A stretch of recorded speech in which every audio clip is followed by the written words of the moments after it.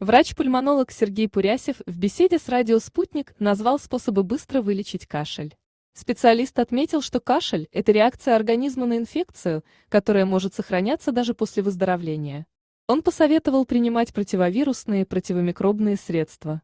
Также помогут противовоспалительные препараты, врач может назначить и гормональные препараты кратковременно в течение 2–3 дней, подчеркнул он. По словам врача, в зависимости от тяжести заболевания кашель может продолжаться достаточно долго.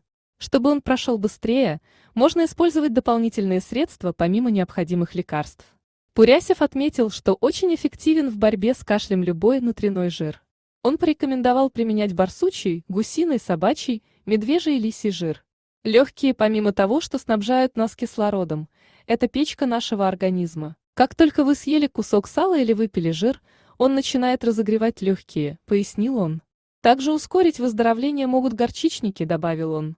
Ранее врач-диетолог, кандидат медицинских наук Рима Майсенко назвала способ укрепления иммунитета с наступлением осени.